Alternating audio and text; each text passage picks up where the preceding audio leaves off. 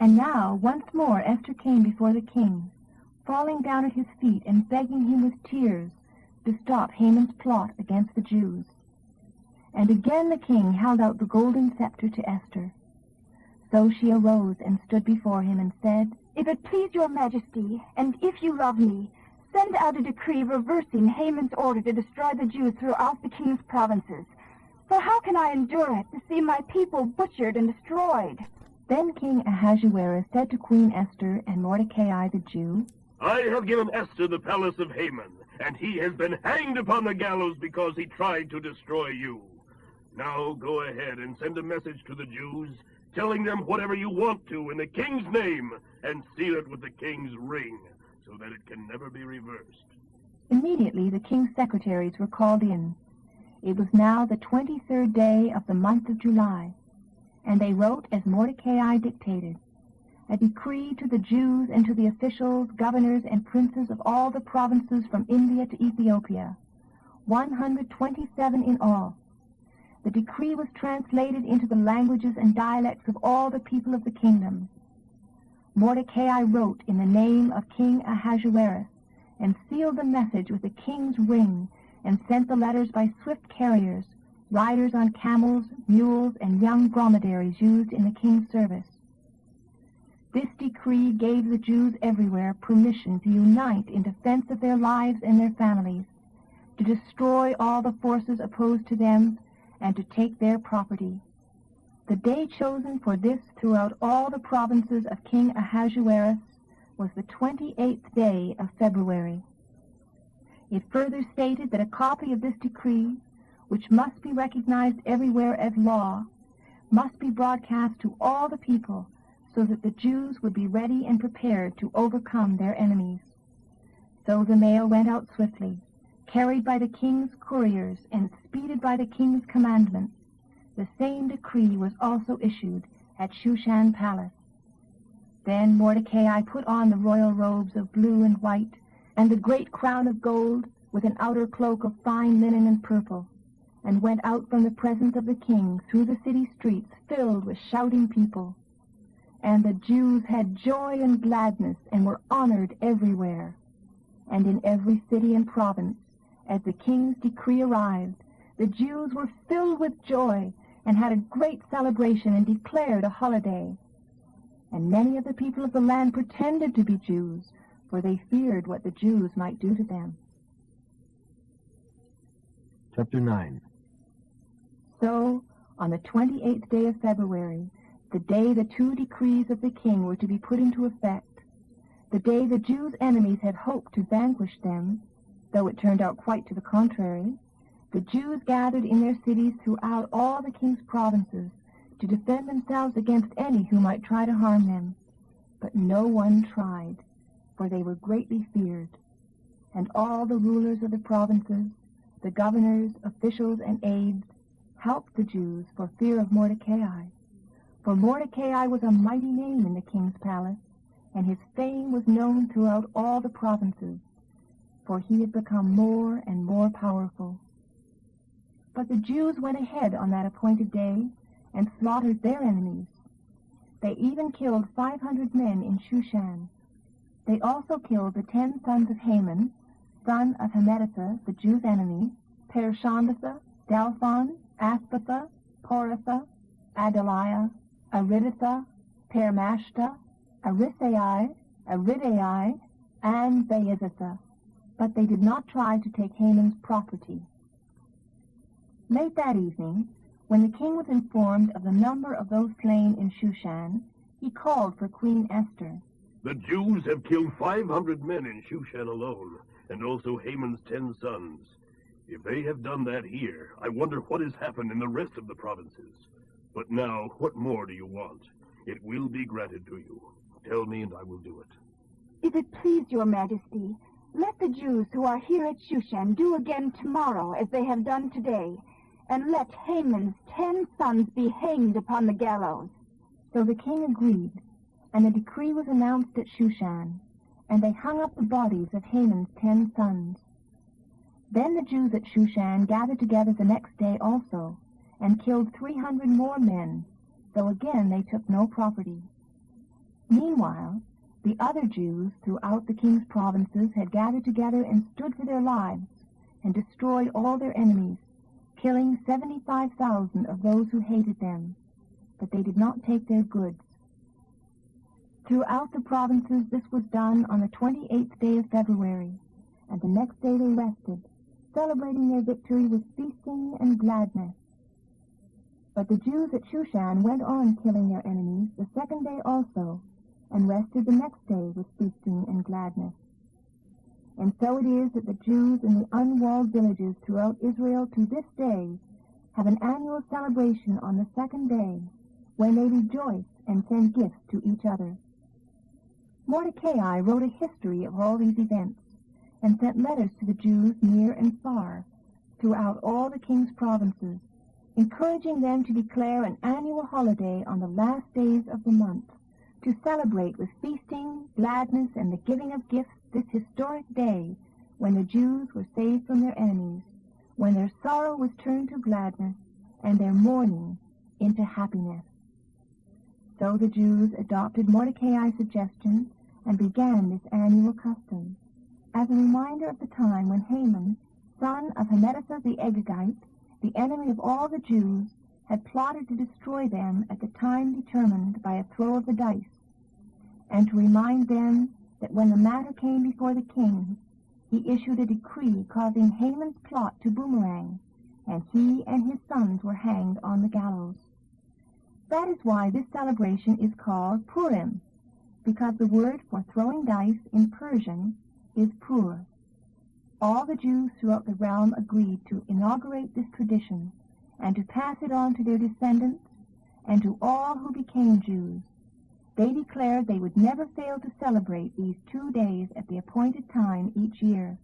It would be an annual event from generation to generation, celebrated by every family throughout the countryside and cities of the empire, so that the memory of what had happened would never perish from the Jewish race.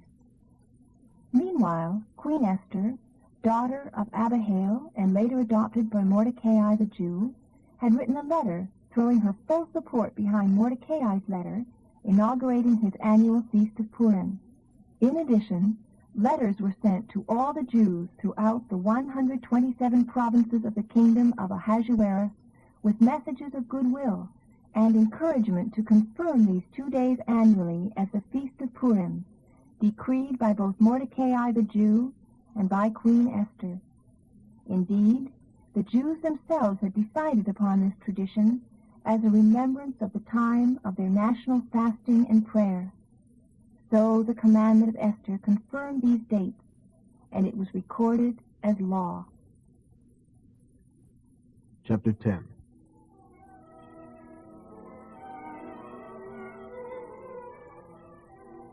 King Ahasuerus not only laid tribute upon the mainland, but even on the islands of the sea. His great deeds, and also the full account of the greatness of Mordecai and the honors given him by the king, are written in the book of the Chronicles of the Kings of Media and Persia. Mordecai the Jew was the prime minister, with authority next to that of King Ahasuerus himself. He was, of course, very great among the Jews, and respected by all his countrymen, because he did his best for his people, and was a friend at court for all of them.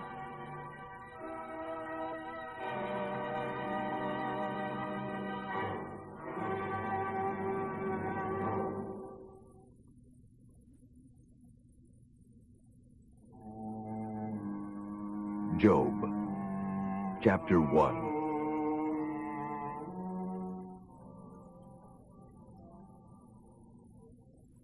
There lived in the land of Uz a man named Job, a good man who feared God and stayed away from evil.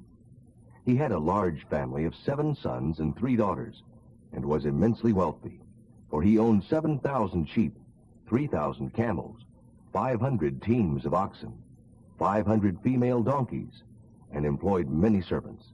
He was, in fact, the richest cattleman in the entire area. Every year, when each of Job's sons had a birthday, he invited his brothers and sisters to his home for a celebration. On these occasions, they would eat and drink with great merriment. When these birthday parties ended, and sometimes they lasted several days, Job would summon his children to him and sanctify them, getting up early in the morning and offering a burnt offering for each of them. For Job said, "Perhaps my sons have sinned and turned away from God in their hearts." This was Job's regular practice.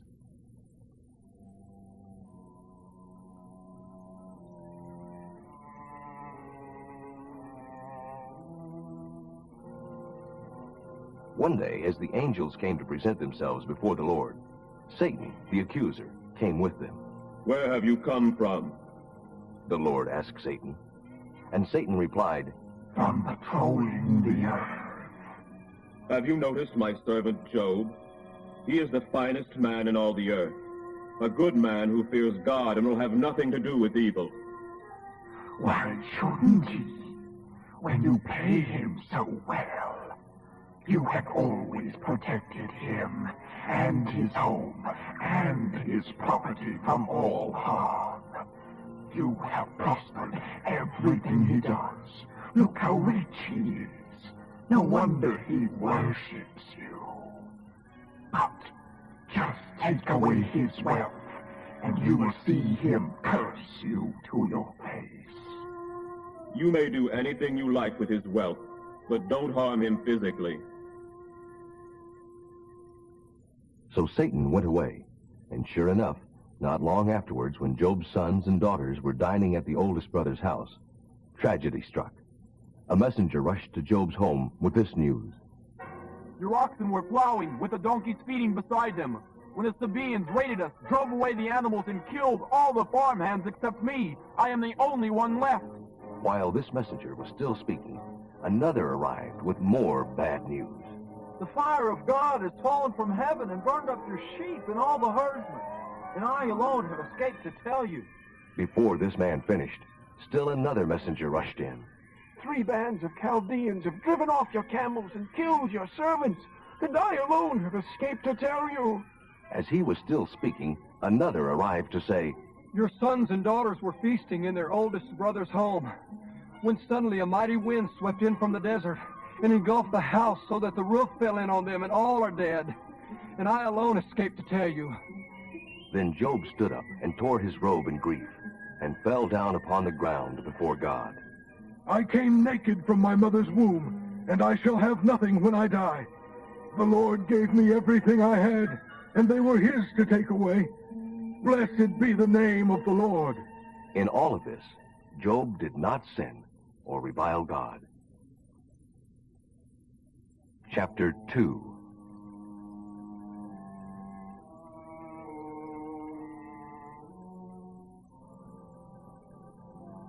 Now the angels came again to present themselves before the Lord, and Satan with them. Where have you come from? From patrolling the earth. Well, have you noticed my servant Job? He is the finest man in all the earth, a good man who fears God and turns away from all evil. And he has kept his faith in me despite the fact that you persuaded me to let you harm him without any cause.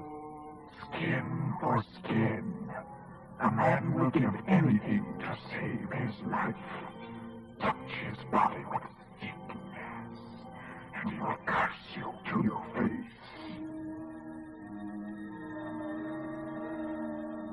Do with him as you please, only spare his life.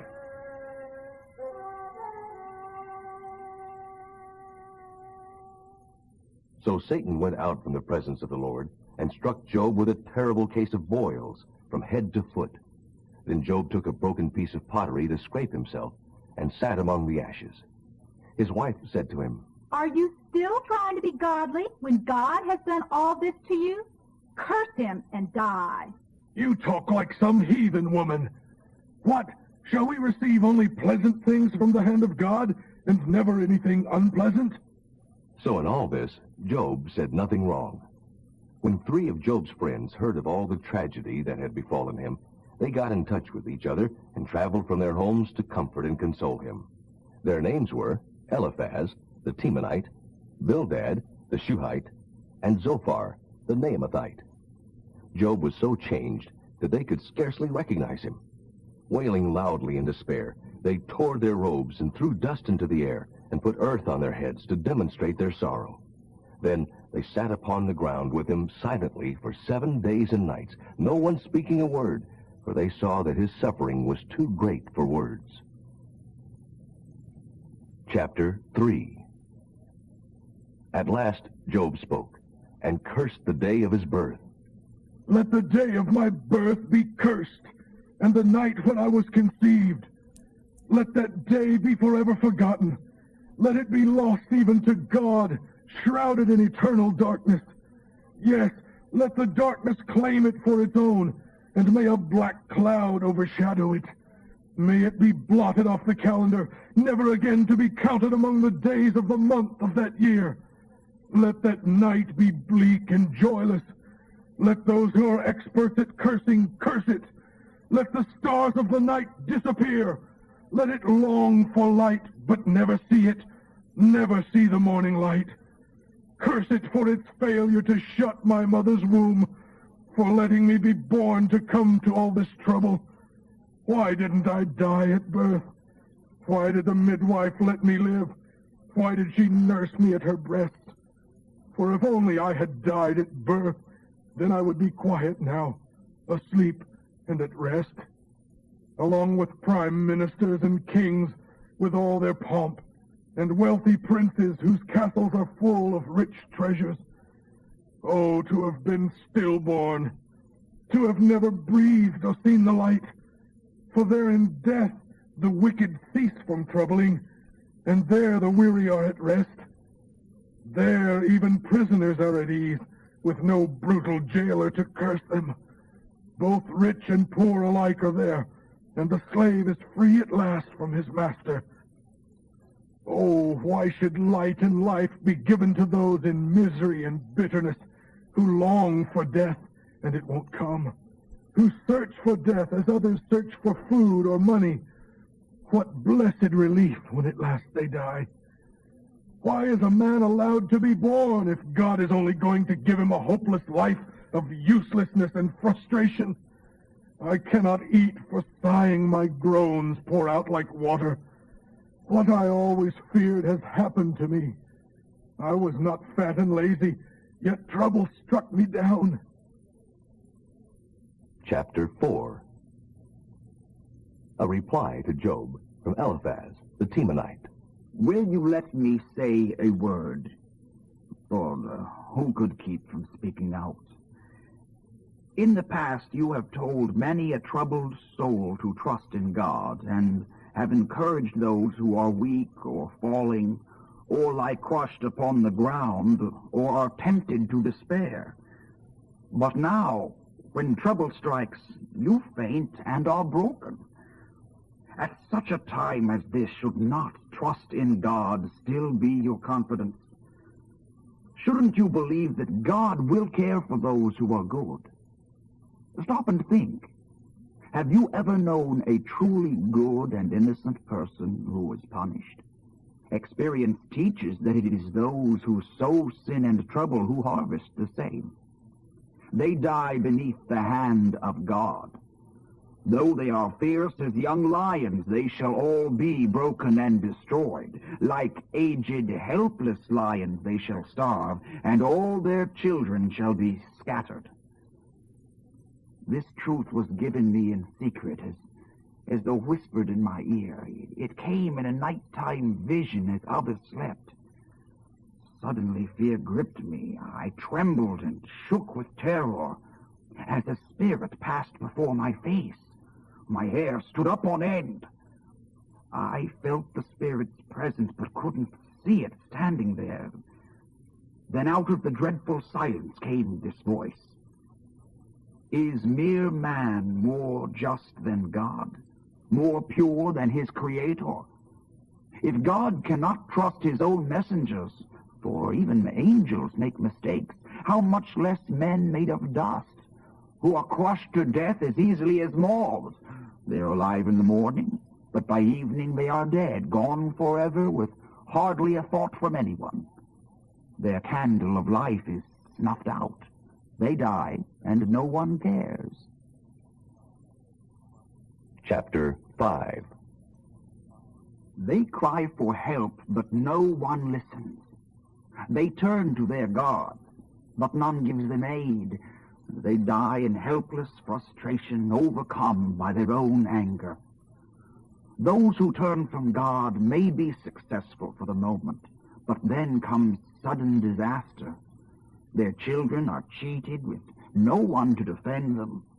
Their harvests are stolen, and their wealth slakes the thirst of many others, not themselves.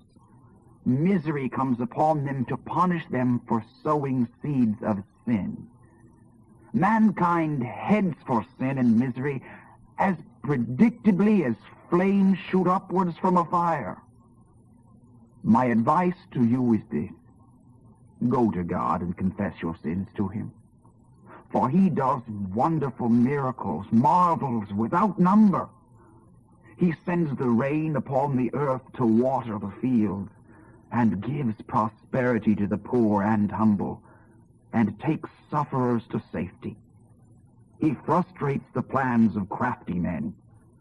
They are caught in their own traps. He thwarts their schemes. They grope like blind men in the daylight. They see no better in the daytime than at night.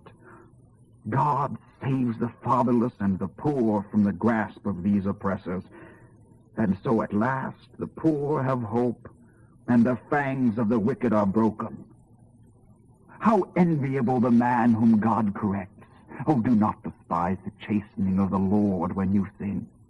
For though he wounds, he binds and heals again. He will deliver you again and again, so that no evil can touch you. He will keep you from death in famine, and from the power of the sword in times of war.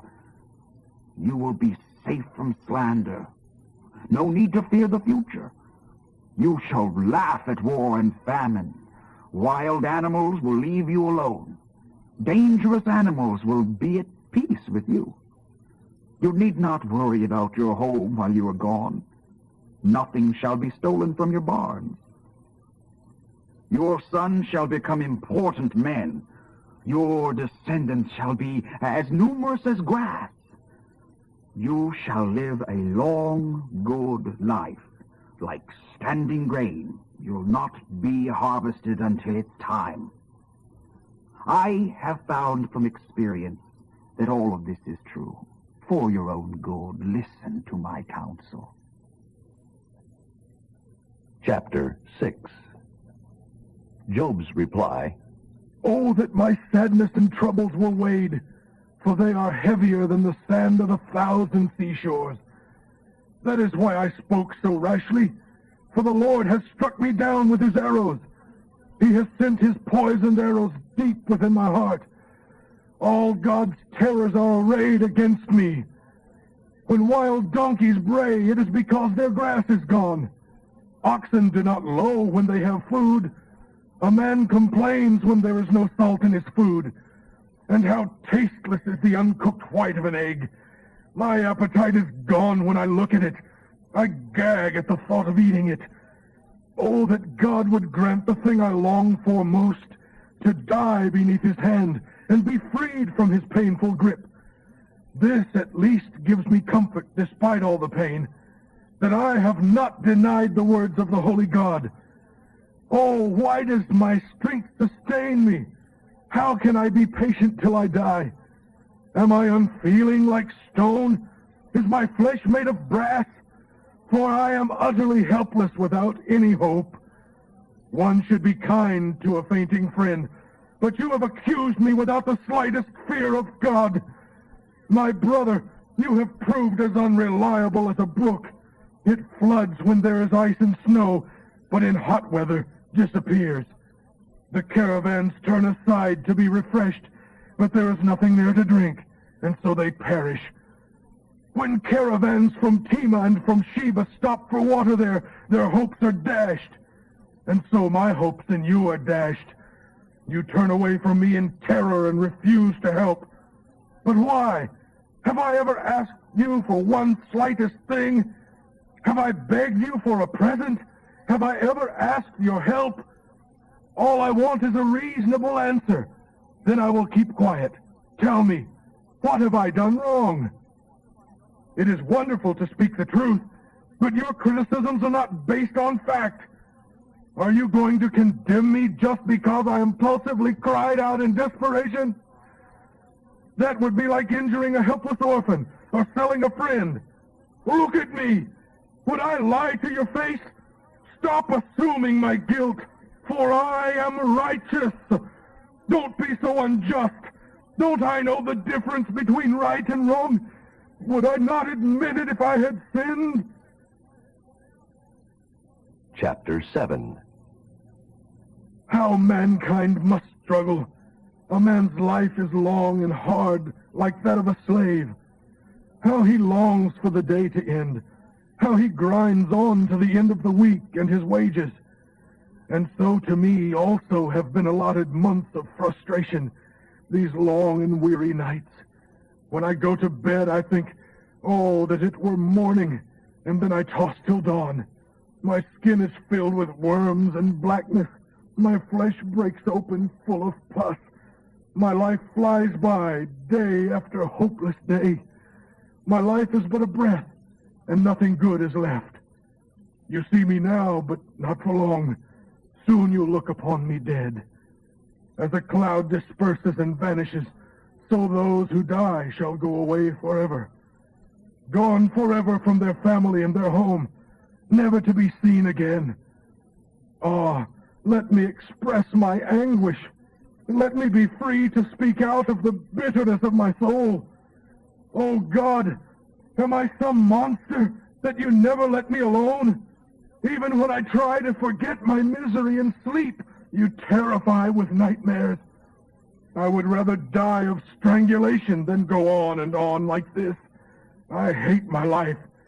Oh, let me alone for these few remaining days. What is mere man that you should spend your time persecuting him? Must you be his inquisitor every morning and test him every moment of the day? Why won't you let me alone even long enough to spit?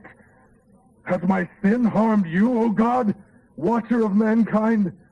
Why have you made me your target and made my life so heavy a burden to me? Why not just pardon my sin and take it all away?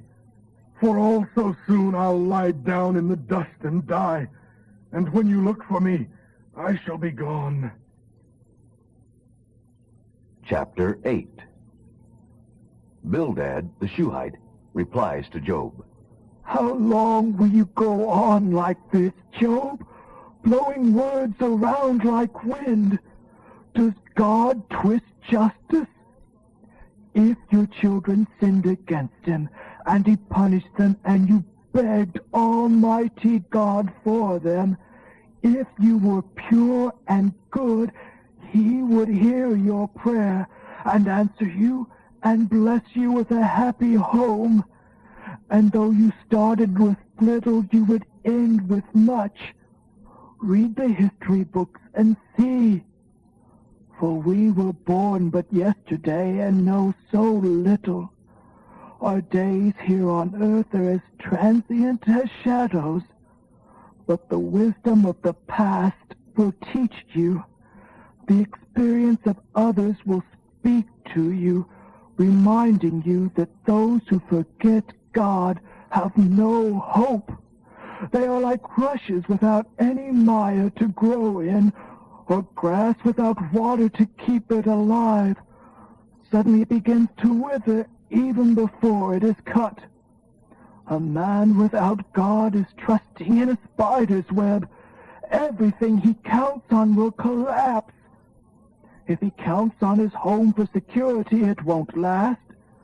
At dawn, he seems so strong and virile, like a green plant. His branches spread across the garden. His roots are in the stream, down among the stones. But when he disappears, he isn't even missed. That is all he can look forward to. And others spring up from the earth to replace him. But look, God will not cast away a good man, nor prosper evildoers. He will yet fill your mouth with laughter, and your lips with shouts of joy. Those who hate you shall be clothed with shame, and the wicked destroyed. Chapter 9. Job's reply. Sure, I know all that. You're not telling me anything new. But how can a man be truly good in the eyes of God? If God decides to argue with him, can a man answer even one question of 1,000 he asks? For God is so wise and so mighty. Who has ever opposed him successfully? Suddenly he moves the mountains, overturning them in his anger. He shakes the earth to its foundations. The sun won't rise. The stars won't shine if he commands it so. Only he has stretched the heavens out and stalked along the seas. He made the Bear, Orion, and the Pleiades, and the constellations of the southern zodiac. He does incredible miracles, too many to count. He passes by, invisible. He moves along, but I don't see him go. When he sends death to snatch a man away, who can stop him? Who dares to ask him, "What are you doing?" And God does not abate his anger. The pride of man collapses before him. And who am I that I should try to argue with Almighty God, or even reason with him? Even if I were sinless, I wouldn't say a word. I would only plead for mercy. And even if my prayers were answered, I could scarce believe that he had heard my cry. For he is the one who destroys and multiplies my wounds without a cause. He will not let me breathe, but fills me with bitter sorrows. He alone is strong and just. But am I righteous? My own mouth says no. Even if I were perfect, God would prove me wicked. And even if I am utterly innocent, I dare not think of it. I despise what I am. Innocent or evil, it is all the same to him, for he destroys both kinds. He will laugh when calamity crushes the innocent. The whole earth is in the hands of the wicked. God blinds the eyes of the judges and lets them be unfair. If not he, then who? My life passes swiftly away, filled with tragedy. My years disappear like swift ships, like the eagle that swoops upon its prey. If I decided to forget my complaints against God, to end my sadness and be cheerful, then he would pour even greater sorrows upon me. For I know that you will not hold me innocent, O God, but will condemn me. So what's the use of trying? Even if I were to wash myself with purest water, and cleanse my hands with lye to make them utterly clean, even so you would plunge me into the ditch and mud, and even my clothing would be less filthy than you consider me to be. And I cannot defend myself, for you are no mere man as I am. If you were, then we could discuss it fairly. But there is no umpire between us, no middleman, no mediator to bring us together. Oh, let him stop beating me, so that I need no longer live in terror of his punishment. Then I could speak without fear to him, and tell him boldly that I am not guilty. Chapter 10. I am weary of living. Let me complain freely. I will speak in my sorrow and bitterness. I will say to God, don't just condemn me. Tell me why you are doing it. Does it really seem right to you to oppress and despise me, a man you have made, and to send joy and prosperity to the wicked? Are you unjust like men?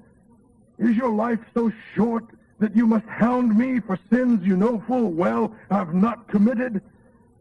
Is it because you know no one can save me from your hand? You have made me, and yet you destroy me. Oh, please remember that I'm made of dust. Will you change me back again to dust so soon? You have already poured me from bottle to bottle like milk, and curdled me like cheese. You gave me skin and flesh, and knit together bones and sinews. You gave me life, and were so kind and loving to me. and I was preserved by your care. Yet all the time your real motive in making me was to destroy me if I sinned, and to refuse to forgive my iniquity. Just the slightest wickedness, and I am done for. And if I'm good, that doesn't count. I'm filled with frustration. If I start to get up off the ground, you leap upon me like a lion and quickly finish me off. Again and again you witness against me and pour out an ever-increasing volume of wrath upon me and bring fresh armies against me. Why then did you even let me be born? Why didn't you let me die at birth? Then I would have been spared this miserable existence. I would have gone directly from the womb to the grave. Can't you see how little time I have left? Oh, let me alone that I may have a little moment of comfort before I leave for the land of darkness and the shadow of death, never to return. A land as dark as midnight, a land of the shadow of death where only confusion reigns, and where the brightest light is as dark as midnight. Chapter 11. Zophar, the Naamathite, replies to Job. Shouldn't someone stem this torrent of words? Is a man proved right by all this talk? Should I remain silent while you boast?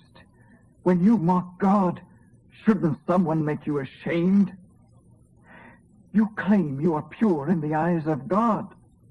Oh, that God would speak and tell you what he thinks. Oh, that he would make you truly see yourself, for he knows everything you've done. Listen, God is doubtless punishing you far less than you deserve.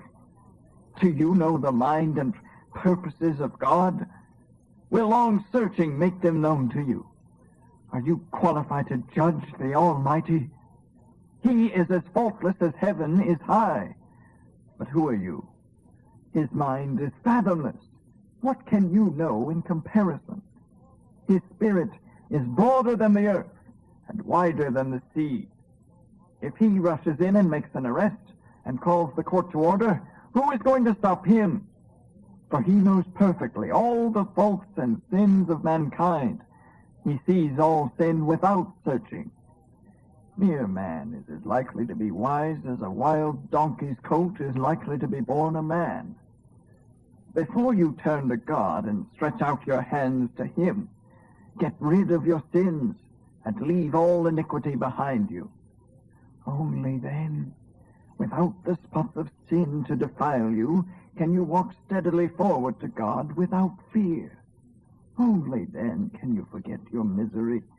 It will all be in the past, and your life will be cloudless. Any darkness will be as bright as morning. You will have courage because you will have hope. You will take your time and rest in safety. You will lie down unafraid, and many will look to you for help. But the wicked shall find no way to escape. Their only hope is death. Chapter 12. Job's reply. Yes, I realize you know everything. All wisdom will die with you. Well, I know a few things myself. You are no better than I am. And who doesn't know these things you've been saying? I, the man who begged God for help, and God answered him, have become a laughingstock to my neighbors. Yes, I, a righteous man, am now the man they scoff at. Meanwhile, the rich mock those in trouble and are quick to despise all those in need. For robbers prosper. Go ahead and provoke God. It makes no difference. He will supply your every need anyway. Who doesn't know that the Lord does things like that? Ask the dumbest beast. He knows that it is so. Ask the birds. They will tell you. Or let the earth teach you, or the fish of the sea. For the soul of every living thing is in the hand of God, and the breath of all mankind. Just as my mouth can taste good food, so my mind tastes truth when I hear it. And as you say, older men like me are wise. They understand. But true wisdom and power are God's. He alone knows what we should do. He understands. And how great is his might. What he destroys can't be rebuilt. When he closes in on a man, there is no escape.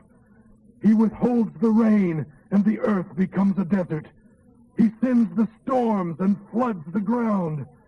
Yes, with him is strength and wisdom. Deceivers and deceived are both his slaves. He makes fools of counselors and judges. He reduces kings to slaves and frees their servants. Priests are led away as slaves. He overthrows the mighty. He takes away the voice of orators and the insight of the elders. He pours contempt upon princes and weakens the strong. He floods the darkness with light, even the dark shadow of death. He raises up a nation and then destroys it. He makes it great and then reduces it to nothing. He takes away the understanding of presidents and kings and leaves them wandering, lost and groping without a guiding light. Chapter 13. Look, I have seen many instances such as you describe. I understand what you are saying. I know as much as you do. I'm not stupid. Oh, how I long to speak directly to the Almighty. I want to talk this over with God himself, for you are misinterpreting the whole thing. You are doctors who don't know what they are doing. Oh, please be quiet. That would be your highest wisdom. Listen to me now, to my reasons for what I think, and to my pleadings. Must you go on speaking for God when he never once has said the things that you are putting in his mouth? Does God want your help if you are going to twist the truth for him? Be careful that he doesn't find out what you are doing. Or do you think you can fool God as well as men? No, you will be in serious trouble with him if you use lies to try to help him out. Doesn't his majesty strike terror to your heart? How can you do this thing?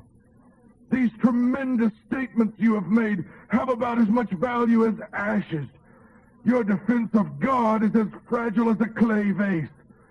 Be silent now, and let me alone, that I may speak. And I am willing to face the consequences.